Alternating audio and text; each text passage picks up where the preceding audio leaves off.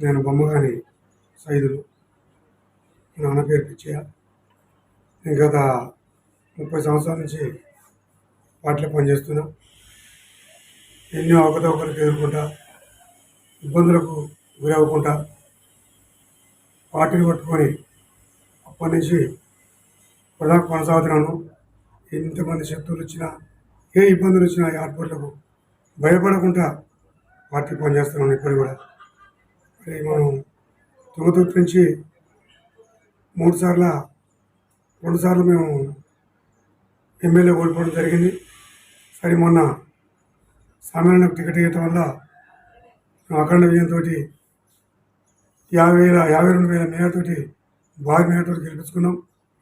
అదేవిధంగా ఇప్పుడు మళ్ళీ పార్లమెంట్లో కూడా పార్టీకి ఎవరిని ఏ అభ్యర్థిని పెట్టినా పార్టీ గెలిచినట్లయితే వాటిని ఖచ్చితంగా మరి మళ్ళా 50,000 మేయర్తోటి బ్రహ్మాండంగా గెలిపిద్దామని మేము కృషి చేస్తున్నాం. అయితే ప్రస్తుతం ఉన్న కాంగ్రెస్ పార్టీ పాలనకు బీఆర్ఎస్ పార్టీ పాలనకు తేడా ఉంది సార్?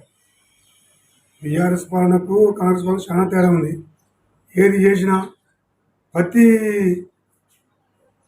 పండు వచ్చినా కానీ వాళ్ళు టీఆర్ఎస్ వాళ్ళకే గుర్తింపజేసి చేసుకునేది.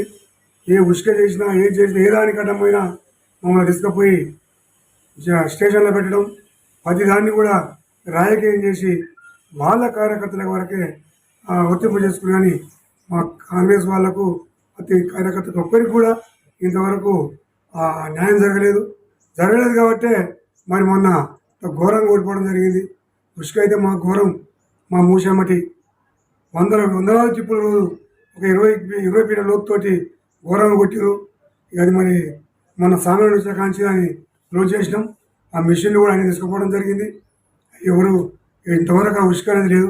కాకపోతే విలేజ్లలో ఇల్లు కట్టుకున్నారు కాబట్టి ఆసాములతో ట్రాక్టర్ తీసుకొచ్చి మా ఇళ్ళ వరకు అయితే కొట్టుకుంటున్నాం. కానీ ఎలాంటి ఉష్క కొనబోయించే ప్రసక్తి లేదు, కొనబోనీయం కూడా నేను చెప్పేది.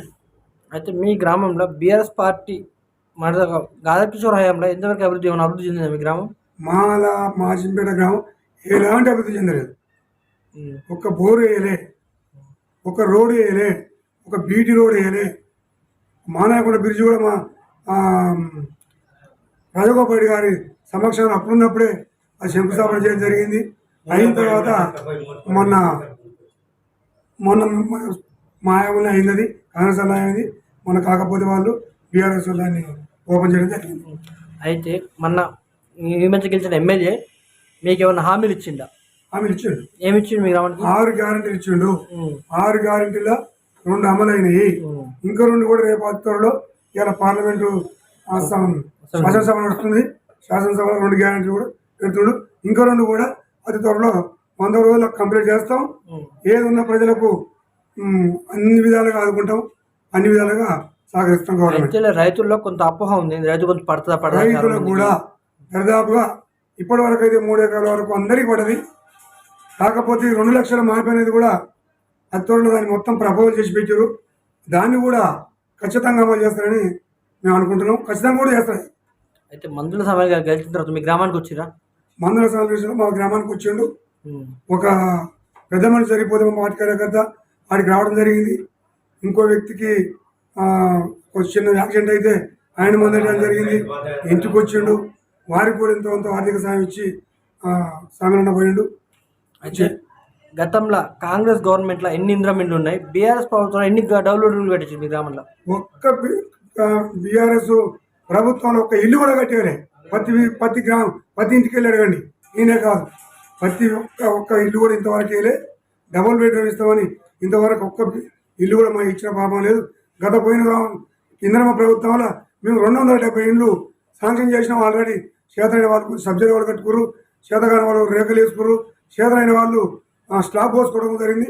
ఇందులో భాగంగా నేను కూడా మా నాయన పేరు మీద నా పేరు మీద కూడా 2 ఇండ్లు కట్టుకోవడం జరిగింది ఇంద్రమ్మ గారికి. అయితే ప్రస్తుతం ఉన్న రేవంత్ రెడ్డి ప్రజాపాలన కార్యక్రమం తీసుకొచ్చి మన ఆఫీసులో ఇక్కడికి వచ్చి అప్లికేషన్ తీసుకుంటాం. మీ ప్రజల స్పందన ఏ విధంగా ఉంది? ప్రజల స్పందన బ్రహ్మాండంగా ఉంది. కాకపోతే పరిశీలిస్తారు దాన్ని. ఖచ్చితంగా మా ఊరు నుంచి కూడా రచ్చబండ ప్రోగ్రాంలో మేము ఇక్కడి నుంచి జైలు కూడా వెళ్ళడం జరిగింది. నాతో పాటు 7 పోయినాం. 6 రోజులు జైల్లో ఉన్నాం. ఉమ్. తెలంగాణ కోసం కూడా మేము ఇలా త్యాగం చేసి జైలు పోవడం కూడా జరిగింది. అది కూడా హామీ ఇచ్చారు. 250 గజాల స్థలం కూడా ఇస్తాను. దాన్ని కూడా మేము అంతా మొన్న ఆర్పతకాల దాంట్లో మేము రాయడం కూడా జరిగింది. అది ప్రపోజల్ నడుస్తూనే ఉంది. కాకపోతే అప్పుల కుప్పలు చేసిపోయింది కాబట్టి కేసీఆర్ ఈ రాష్ట్రాన్ని దాని నుంచి కోలుకోలేకుండా ఉంది కాబట్టి కొంచెం వచ్చే పథకాలు అంశమైన తొందరలో వస్తాయని నేను భావిస్తున్నా. రానున్న సర్పంచ్ ఎలక్షన్లో మీరు పోటీ చేసే అవకాశం ఉందా? నేను రానున్న ఎలక్షన్లో సర్పంచ్గా పోటీ మా పక్క అభ్యర్థుడు ఉమ్. మండల పార్టీ అధ్యక్షుడు ఉమ్. లింగయ్య గారు, ఉమ్. ఆయనే ప్రథమం ఉమ్. మాజీ సర్పంచి. ఆయనే మళ్ళీ ప్రజలు కూడా ఎక్కువ ఆయన మీదనే ఆశావంగా పెట్టుకోరు కాబట్టి ఖచ్చితంగా లింగయ్య గారినే సర్పంచ్ పెట్టాలని అనుకుంటున్నాం. ప్రస్తుతం సర్పంచ్ లేడు కాబట్టి ఆ. ఆ బాధ్యత గ్రామ శాఖ పార్టీ గ్రామ శాఖ మీ మీదనే ఉంటుంది ప్రజెంట్ ఇప్పుడు. అవునండి. మీ గ్రామంలో ఇప్పుడు మీ ఉన్న ఇప్పుడు 6 నెలల ప్రాబ్లం మీ గ్రామంలో ఏమేమి అభివృద్ధి చేసుకుంటారు ప్రత్యేక అధికార పాలనలో? మా ప్రాంతంలో ఇప్పుడు ఏం లేదు, డ్రైనేజీ, ఇప్పుడు వీధి లైట్లు, వాటరు, ఇవన్నీ శుభ్రం చేస్తున్నాం. ఈ చెత్త ట్రాక్టర్ కూడా కొనపోయి దాన్ని ఆగం చేసిన 6 నెలల క్రితం మాజీ సర్పంచి దాన్ని తినని తీసుకొచ్చి వచ్చిగానే స్టార్ట్ చేయకుండా కూడా గుంజుకొచ్చి ఊరు బయట పెట్టడం జరిగింది. అది ఇంతవరకు దాన్ని బాగా చేసిన 6 నెలలు ఆ ట్రాక్టర్ పోయి మేమే నిన్న చెత్త పెట్టి శుభ్రం చేసినాం. ఇక డ్రైనేజ్ కానీ, వాటర్ కానీ, వీధి లైట్ కానీ ఈ ఖచ్చితంగా మా పరిధిలో మా సహాయశక్తుల అధికారుల పాలనంత వరకు నా సహాయశక్తుల మా గ్రామం నుంచి నేను సహాయం చేస్తూనే ఉంటా అని అనిపిస్తాను. రానున్న సర్పంచ్ పార్లమెంట్ ఎలక్షన్ ఉద్దేశించి మీ మండల ప్రజలకు మీ గ్రామ ప్రజలకు మీరు ఏం చెప్తాం అనుకుంటారు సార్? ఏదైనా మేము మొన్న చెప్పినాం కదండి, ఇచ్చిన హామీలు నెరవేరుస్తాం. ఖచ్చితంగా ఇంకా ఇన్ని ఉన్నాయి. పార్లమెంట్లో కూడా ప్రవేశపెట్టి రేపు రాహుల్ గాంధీ గారు ఖచ్చితంగా ప్రధాని చేద్దాం అనుకుంటున్నాం. ఈసారి ఏదేమైనా రాహుల్ గాంధీ గారు ప్రధానమంత్రి అవుతాడు. పేదలకు ప్రతి ఒక్కటి ఏదైనా నెరవేరుస్తారని మేము భావిస్తున్నాం. అదే జనం మళ్ళా ఈసారి రాహుల్ గాంధీ గారిని ఖచ్చితంగా ప్రధానం చేయాలని అనుకుంటారు. ఖచ్చితంగా ప్రధానమంత్రి అవుతాడు. ఆయన యాత్ర తిరుగుతుండే ఇప్పుడు ఆయన చాలా కష్టపడాడు. ఖచ్చితంగా రాహుల్ గాంధీ గారిని ప్రధానం చేయడమే మా లక్ష్యం ఎజెండా. అయితే బీఆర్ఎస్ పార్టీ మాట చెప్పింది ప్రతి ఒక్క ఇంటికి మా సంక్షేమ పథకాలు అందినాయి అని. అయినా కానీ ఇంత గౌరవంగా ఓడిపోవడం గల కారణం ఏంటి సార్? అదేనండి, ఎవరికి ఇచ్చారు? వాళ్ళ కార్యకర్తలకే ఇచ్చుకోరు. దళిత బంధు పెట్టండి. దళిత బంధు పెడితే మా ఊళ్ళో 100 ఇళ్ళు ఉన్నాయి. 100 ఇళ్ళల్లో ఒక ముగ్గురికే ఇచ్చారు. కదిమ దళితులు ఎక్కడ పోవాలి? బీసీ బంధు అన్నారు. బీసీ బంధు ఎవరికి ఇచ్చారు? ఇద్దరికి ఇచ్చారు. బీసీ అంతా ఎక్కడ పోవాలి? ఇదంతా ఏమి ఇచ్చారు వాళ్ళు? ఏదైనా ఉంటే ఏదున్నా వాళ్ళకే.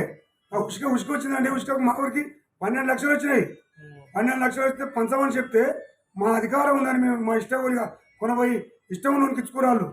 మా కాంగ్రెస్ పార్టీ కార్యకర్తలు ఇవ్వకుండా ఇష్టం వచ్చిన వాళ్ళకు మాది అధికారం మీరేం చెప్పేదని వాళ్ళు ఇష్టం వచ్చినట్టు తీసుకొచ్చుకొని ఆ కాంట్రాక్టర్ కాడ లక్షలాది రూపాయలు తెచ్చుకొని కొల్లగొట్టి తినరు వాళ్ళే.